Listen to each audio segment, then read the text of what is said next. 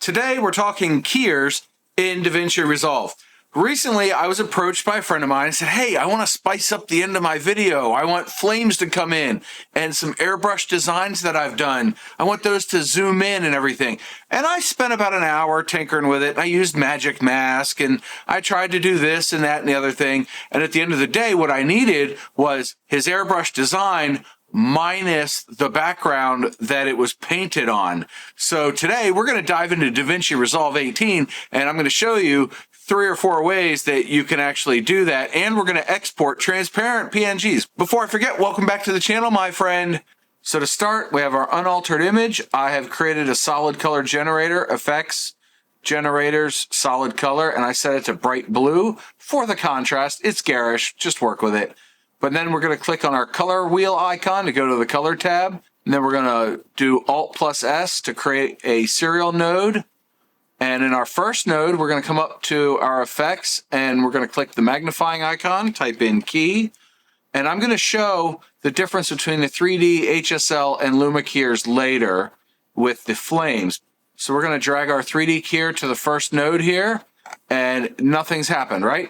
It's because we haven't done anything. So we'll make sure we click on our bullseye icon. We're going to drag around and you can see it clears out. It creates a white and black alpha mask. But as I go around and catch more of it, and if I go over here, you see it starts to cut out this area here. So you can see the blue starting to peek through. So we want to reset it. And now we want to take our bullseye icon again and just drag around and get a cleanish mask. We're going to fix it in the second node. So that part's done. So now we want to kind of mask out some more stuff. We want to click on our second node, come down to our power window area, click curve, and then we're just going to draw a line with good margins around the image. And once we have that done, nothing happened. So we're going to right click in the blank space here, add alpha output, drag from the blue square to the blue circle. Boom, that made everything outside of it disappear. Now there's one thing missing. We need to drag from this blue square on the first node to the blue triangle on the second node. Now we've got our mask and our key. So now we need to go into the matte finesse because we've got, and if I go full screen, you can see we've got a little bit to clean up here. We may or may not be able to clean this up. It really depends on your source image. But what we're going to do is we're going to play with the clean black, which is going to shrink things. We don't really want to do that. We can clean white. And you can see where it's going to grow and get some of that noise. So we're going to drag that to about 45. But you also have an in and out ratio. We don't really want to mess with that one. Double click to reset. We can play with the black clip a little bit. That does a little bit of fine adjustment. So we're going to bring that to about 68. And then the white clip, yeah, we don't want to mess with that at all. We'll leave that at 100. And the last one we can mess with is the pre-filter. But I want to double click that, leave it at 0.2, and that looks pretty good. We have a little bit here and there that you might want to clean up. We can clean that maybe with the clean black. There you go. So now you notice this area just has a couple of specks, and honestly, once you render it for YouTube, nobody's going to be able to see. We can clean it a little bit more. But if you clean it too far, you lose some of that fine edge detail that was airbrushed in. So I don't want to clean it up too much. Right about there should be good.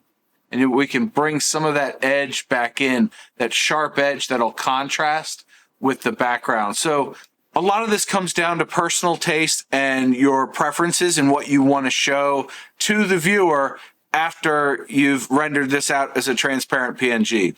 So kind of play with it a little bit, see what you like, see what you don't like, but using these controls, you should be able to get the results you're looking for. Now we're going to come back here. We can disable our color generator, move it out of the way. We can alt drag our flame in, and you can see how cool that looks. And of course, it's playing back choppy. And we haven't touched this one yet. So let's go do the second one. Same as the first.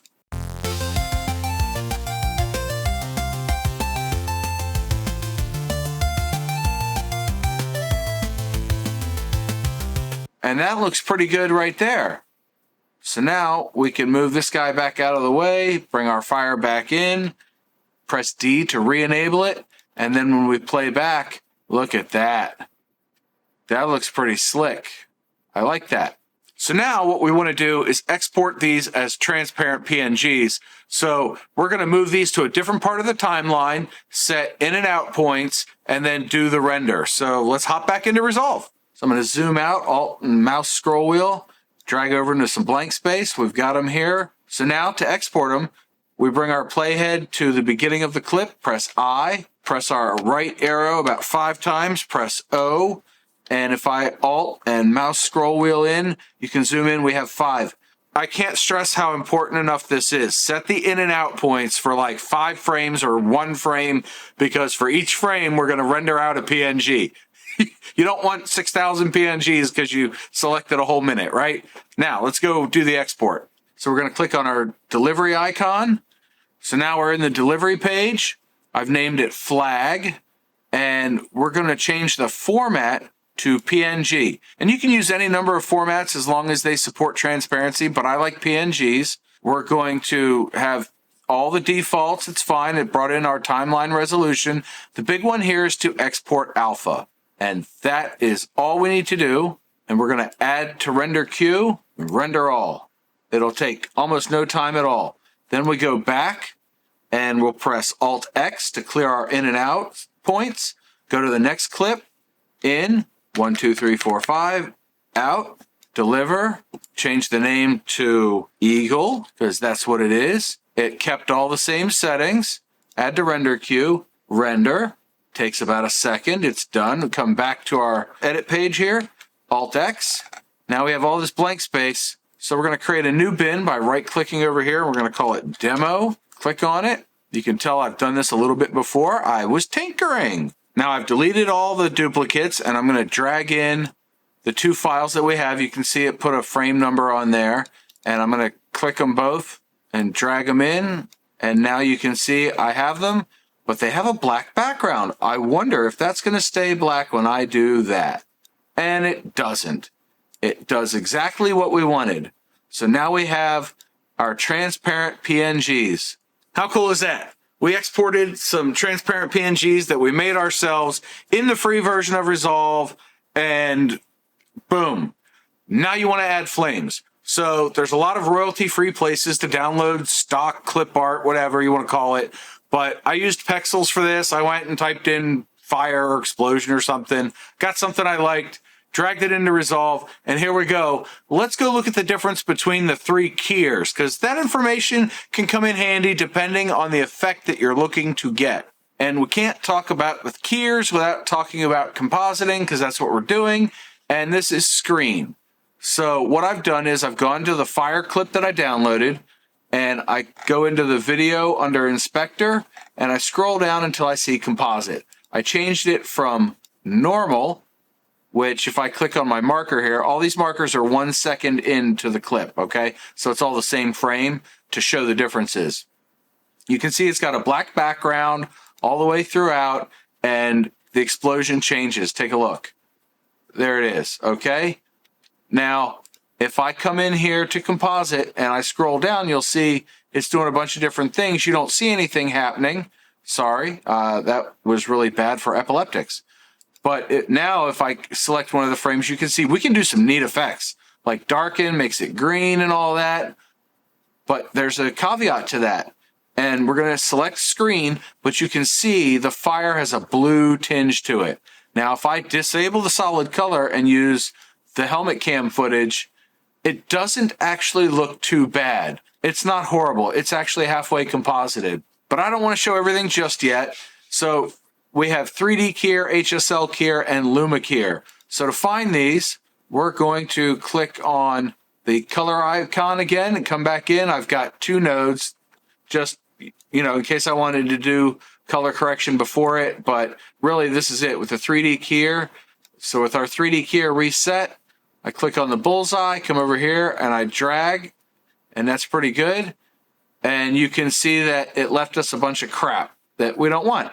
So we're going to jack up the clean black, clean white. Nope, we don't want to do that. That all kind of looks wrong. So we're going to do that. We're going to black clip this to bring that in. And yep, that's where we want it to be. So we've set this one up the way we like, clean black and all that. And it looks okay. It's not great, but it looks okay. When we remove our solid color, yeah, you can see some schmutz there we don't like. So maybe 3D Keyer isn't what we want for this one. Let's go look at HSL Keyer. So we're going to bring back our solid background, click on our marker, and then the color icon, come back in here, and we've done HSL Keyer. It works very much the same way. Bullseye icon, drag, done. And then under matte finesse on this one, we just have clean black, which removes some of that extra edge. The clean white, same thing, all the way at the bottom. And that's all we had to do here. And I've added a little bit to the in-out ratio because I wanted a little bit more contrast between the background and foreground, and I want some of the darker parts of the flame. So we're going to bring that back to 11.9 that it was at. And that's HSL Keyer. So you can see it already has a cleaner line around the flames. Let's move on quickly to our next one, which is the Luma Keyer. We'll go in here. Again, it's all under key. So if I create a new node and I bring the magnifying glass up and type in key, it's all here. Just drag and drop, and it's there. So we're going to delete this node. We've already got this one set up. Works the same as the other ones. Shouldn't need any explanation, and I didn't touch a thing on this. It's just, boom, done. You can clean it up if you want. Again, it's personal preference. So I wanted a real clean look to this one, but maybe I want 50 now, you know? It's all, what are you looking for? You can blur the edges, which is a nice effect, but I don't want that. I want it to be clean.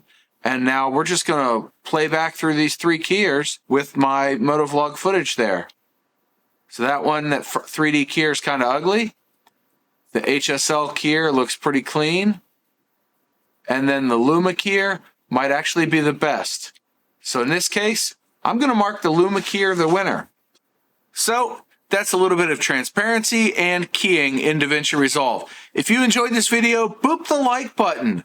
And, you know, if you have a green screen, you might enjoy this video where I show how to do green screening in Resolve.